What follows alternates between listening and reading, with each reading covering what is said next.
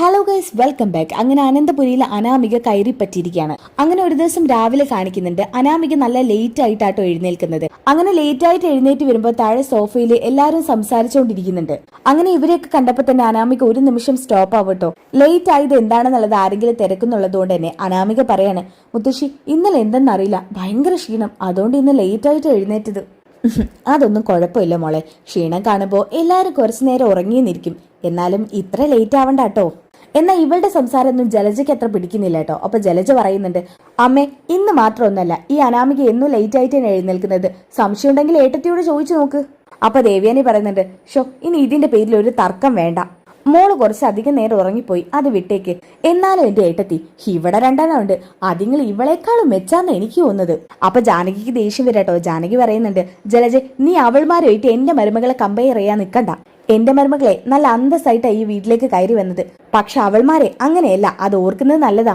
അപ്പൊ ദേവേനി പറയുന്നുണ്ട്, ജലജ ഈ സംസാരം ഇവിടെ നിർത്താനല്ലേ ഞാൻ പറഞ്ഞത്. അപ്പൊ മുത്തശ്ശി പറയുന്നുണ്ട്, അതെ, എന്തിനാ വെറുതെ ഒരു ചെറിയ വിഷയം വലിയ വിഷയമാക്കി മാറ്റുന്നത്. ഇതും പറഞ്ഞ മുത്തശ്ശി അവിടുന്ന് പോകുന്നുണ്ട് കേട്ടോ. അതേസമയം തന്നെയാണ് അങ്ങോട്ടേക്ക് നവ്യയും നയനയും വരുന്നത്. അപ്പോൾ നയനയെ കണ്ടപ്പോൾ അനാമിക പറയുന്നുണ്ട്, അതെ എനിക്കൊരു കപ്പ് ചായ വേണം. അപ്പൊ നവ്യ പറയുന്നുണ്ട്, അതെ നിന്റെ കൈക്ക് എന്തെങ്കിലും പ്രശ്നമുണ്ടോ? അല്ല, നിന്റെ കൈക്ക് വല്ല കുരുവോ മുറിവോ അങ്ങനെ എന്തെങ്കിലും ഉണ്ടോന്നാ ചോദിച്ചത്. അല്ലെങ്കിൽ കൈ ഒടിഞ്ഞോ, ആരെങ്കിലും പിടിച്ച് തിരിച്ചോ എന്ന് പറയാൻ പറ്റില്ല. എന്റെ കൈക്ക് ഒരു കുഴപ്പമില്ല. ആ ഇല്ലല്ലോ, എങ്കിൽ പിന്നെ പോയി ചായ എടുത്ത് കുടിച്ചോ. അതെ, ഞാൻ നിങ്ങളോട് ചായ ചോദിച്ചില്ലല്ലോ, ഞാൻ ചോദിച്ചത് ഇവരോടല്ലേ. അപ്പൊ നവ്യ പറയാണ്, ദേ നയനെ നീ ഇവക്ക് ചായ എടുത്ത് കൊടുക്കുന്നുണ്ടോ? എന്നാൽ ഇതൊക്കെ കേട്ട് നിൽക്കാന്നല്ലാതെ ജാനകിക്ക് ദേവ്യാനിക്ക് ഒന്നും പറയാൻ പറ്റുന്നില്ല കേട്ടോ. ജാനകി ഇങ്ങനെ മനസ്സിൽ കരുതുന്നുണ്ട്, ഒരു ചായയുടെ കാര്യമല്ലേ, ഇവക്കെടുത്ത് കുടിച്ചാ പോരെ, ഇനിയിപ്പൊ അതിന്റെ പേരിൽ അടുത്ത പ്രശ്നം ഉണ്ടാക്കാൻ നിൽക്കുന്നു. അതായത് ജാനകിക്ക് ഏകദേശം സ്വന്തം മരുമകളുടെ സ്വഭാവമൊക്കെ മനസ്സിലായി തുടങ്ങിയിട്ടുണ്ട് കേട്ടോ. ഇങ്ങനെ തന്നെയാണ് കേട്ടോ നമ്മളെ മലയാളം പത്രമാറ്റിലെ കഥ പോകുന്നത്.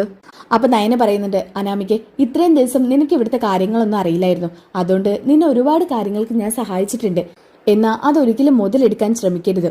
ഇവിടുത്തെ കിച്ചൺ അനാമികക്ക് അറിയാലോ, അവിടെ ചെന്ന് ഞാൻ ഉണ്ടാക്കി വെച്ചിരിക്കുന്ന കോഫി വേണമെങ്കിൽ ഒന്ന് ചൂടാക്കിയിട്ട് ഒരു ഗ്ലാസ്സിൽ ഒഴിച്ച് കുടിച്ചാൽ മതി. ഓ, നിങ്ങൾ എന്നെ ചായ കുടിപ്പിക്കാൻ പഠിപ്പിക്കുകയാണോ? അപ്പൊ ജാനകി ചോദിക്കുന്നുണ്ട്, നയനെ നിനക്കൊരു കപ്പ് ചായ എടുത്ത് കൊടുത്തോണ്ട് എന്താ പ്രശ്നം? അപ്പൊ നവ്യ പറയുന്നുണ്ട് കേട്ടോ, ദേ ഇളയമ്മയ്ക്ക് വേണമെങ്കിൽ ഇളയമ്മയുടെ മരുമകൾക്ക് ചായ എടുത്ത് കൊടുക്കാം, പക്ഷെ എന്റെ അനിയത്തി അതിന് കിട്ടില്ല. അവക്ക് അവളുടെ അമ്മായിമ്മയുടെയും ഭർത്താവിന്റെയും കാര്യം നോക്കിയാൽ മതി, നിങ്ങളുടെ മരുമകളുടെയും കൂടി കാര്യങ്ങൾ തലയിലെടുത്ത് വെക്കേണ്ട ഒരാവശ്യം അവക്കില്ല.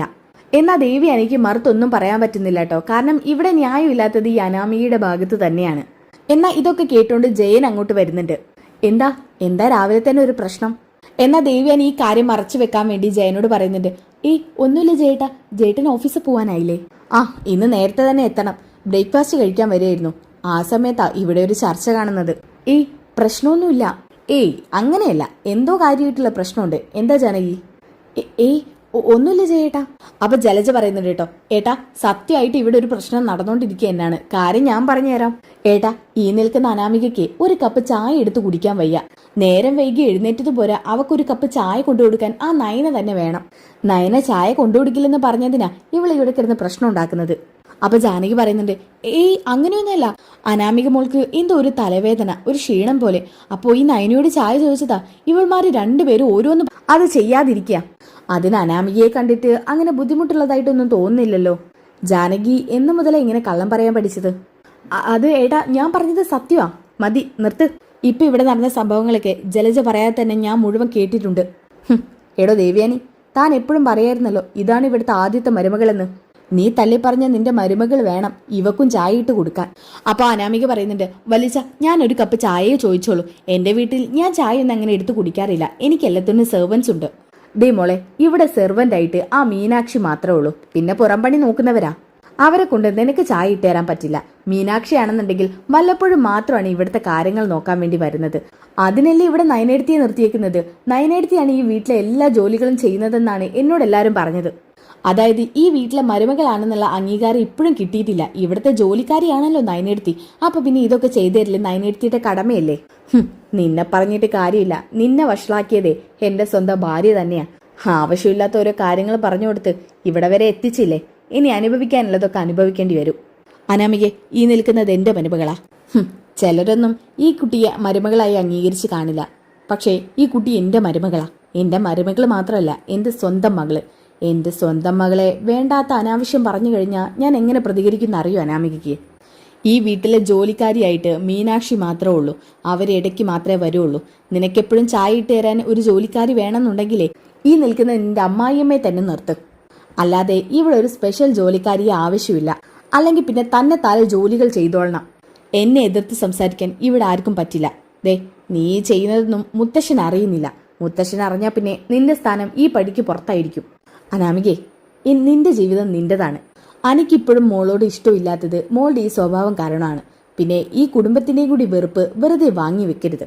ഇത് കേട്ടപ്പോൾ തന്നെ അനാമികയ്ക്ക് ദേഷ്യം വരാൻ കേട്ടോ. അനാമിക ഒരു മുഖത്തടിച്ച രീതിയിൽ അവിടുന്ന് പോകുന്നുണ്ട്. അപ്പൊ ജയൻ പറയുന്നുണ്ട്, ഇതൊക്കെ കണ്ടല്ലോ, ഇതല്ലേ നിങ്ങളുടെ യഥാർത്ഥ മരുമകള്?